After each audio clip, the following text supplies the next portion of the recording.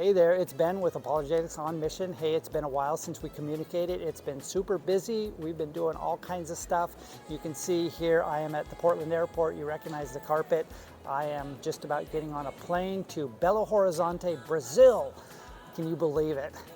So the Lord has opened up some doors for us there to go scouting, and we are partnering with a couple very large, impactful churches there in Belo Horizonte outside of Sao Paulo.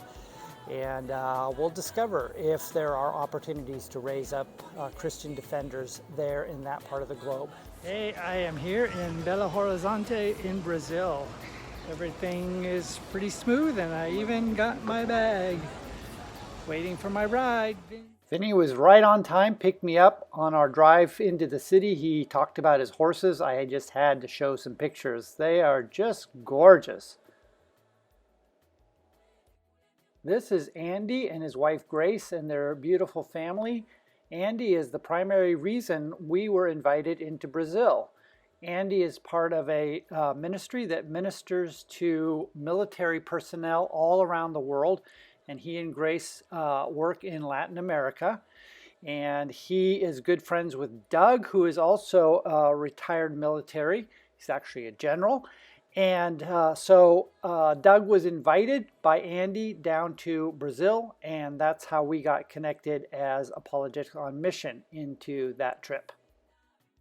Doug and Andy and their wives got to Brazil a couple days before I did, so they got to do a little bit of sightseeing before we started our mission.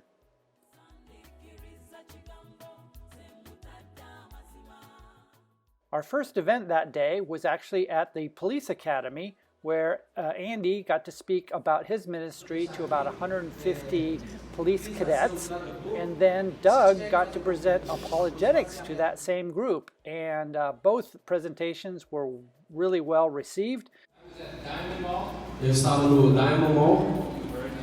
Muito legal. All right, what I want to talk to you about. O que eu quero falar com você sobre nessa noite? I want to tell you a little bit about my life. Eu quero falar pouquinho sobre a minha vida. Okay, we learned that the Brazilians really eat a lot and they eat really well. And check out Doug, he is so happy with his dessert. Next day, we went to Oitava Presbyteriana Church, the 8th Presbyterian Church, where we met with about 40 or 50 of their leaders and discussed why apologetics is important and how we can work with them to bring apologetics into their community. I love the people. Eu amo as pessoas. I love the weather. Eu amo o clima. And I love the food. Eu amo a comida. I talked about taking apologetics on mission and what AoM had already done in Africa and how we might be able to do similar stuff with the Brazilians. We were really blessed by having a great prayer time, and they were just a great group, very receptive.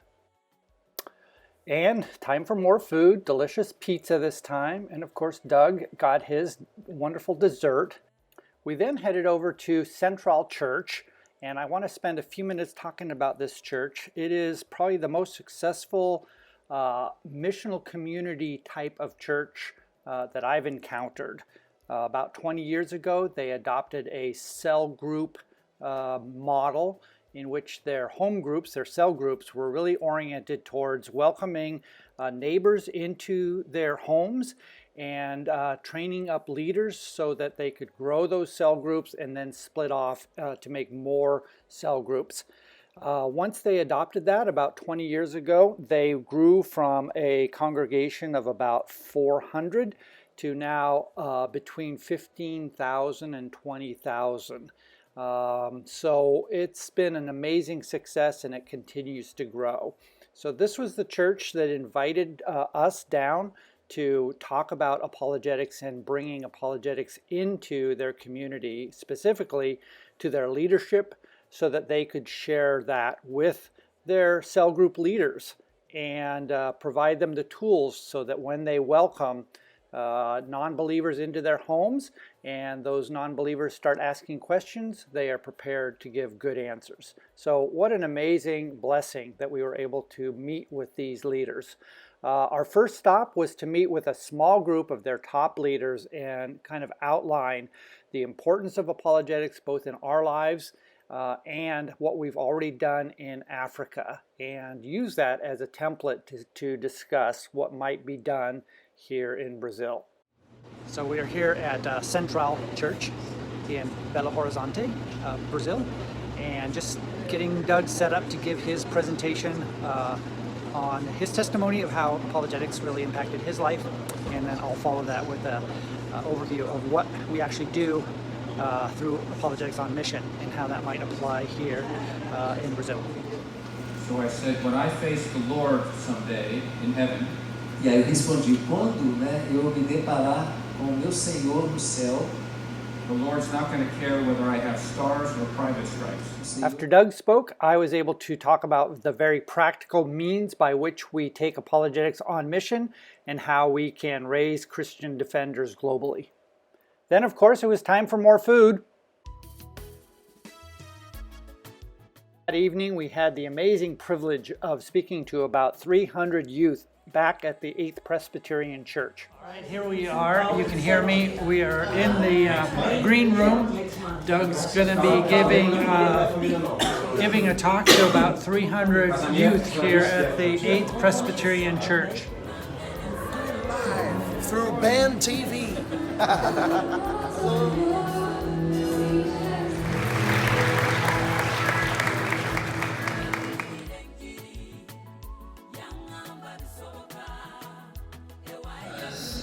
What I saw was two individuals that came into that conversation probably confident about their atheist worldview.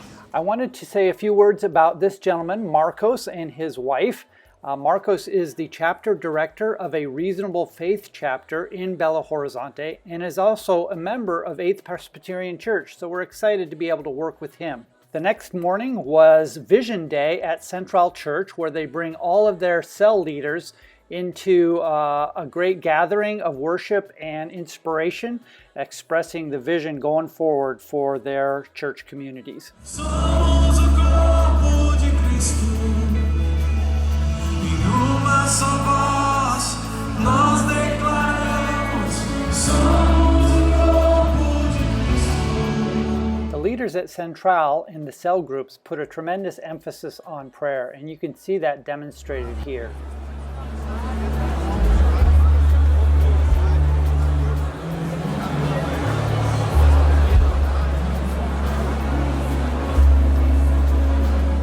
Okay, time for more food, and then a little bit of sightseeing. We went to the Central Market, and then we went to a park. Okay, I'm in the big market of Belo Horizonte. It's just a huge market, pretty crazy, and they have lots and lots and lots of cheese.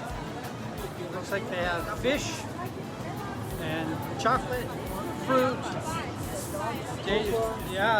Dragon fruit. Jaden would love this dragon fruit.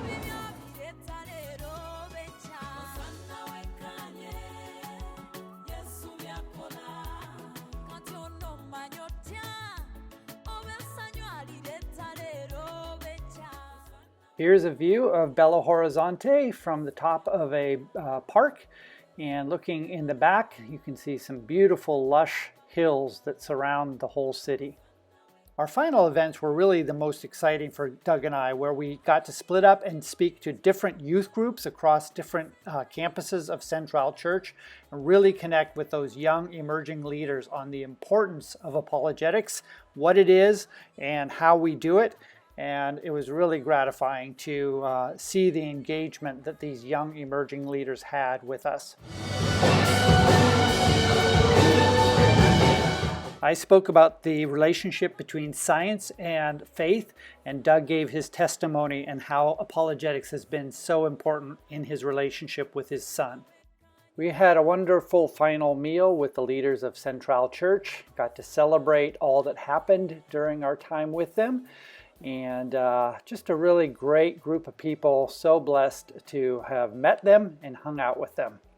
The next morning was Sunday, and we got to go celebrate with Central Church. What a great service, full of the Holy Spirit. Wonderful to be able to participate with them.